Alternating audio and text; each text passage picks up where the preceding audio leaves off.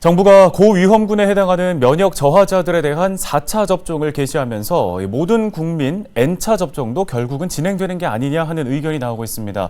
자, 그 필요성과 현실화 가능성은 어떨까요? 고려대학교 약학대학 김정기 교수 연결해서 보다 자세한 이야기 들어보겠습니다. 교수님 안녕하십니까? 네, 안녕하세요. 네, 방역당국에서는 일반 국민들을 대상으로 한 4차 접종은 검토하고 있지 않다고 밝혔습니다마는 지금 확산 상황이 굉장히 유동적이지 않습니까? 가능성이 있는 게 아니냐 하는 궁금증들이 모이고 있습니다. 어떻게 보십니까?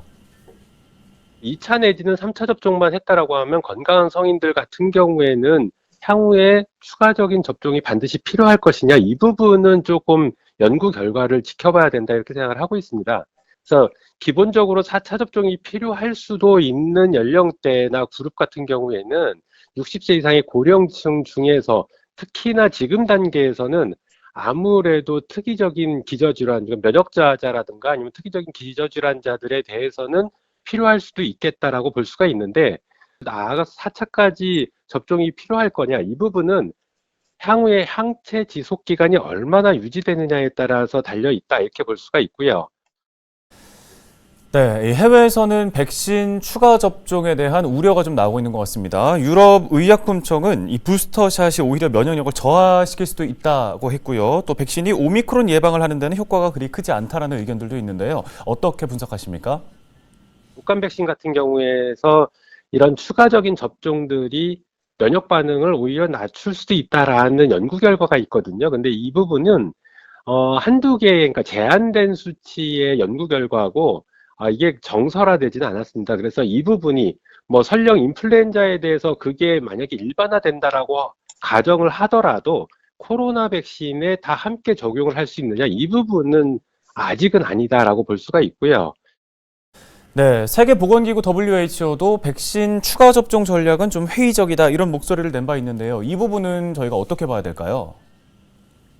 선진국에서 부스터샷을 자꾸 접종을 하다 보니까 저소득국가나 개발도상국에서 사용할 수 있는 백신이 수적으로 굉장히 열악하다라고 하는 부분을 강조하기 때문에 하는 의미가 아닐까, 이렇게 생각을 하고 있습니다. 네, 국내에 백신이 언제 들어오나를 걱정하다가 이제는 백신을 추가로 맞아야 하냐 마냐를 걱정하는 상황이 좀 된 것 같습니다. 특히나 젊은 연령층들을 중심으로 접종 간격인 6개월을 꽉 채워서 3차 접종을 맞겠다는 사람들이 늘고 있는데요. 좀 조언을 해주신다면요? 일단 지금 단계에서는 2차 접종까지 마무리하신 건강한 성인들 같은 경우에 3차 접종이 반드시 필요하냐?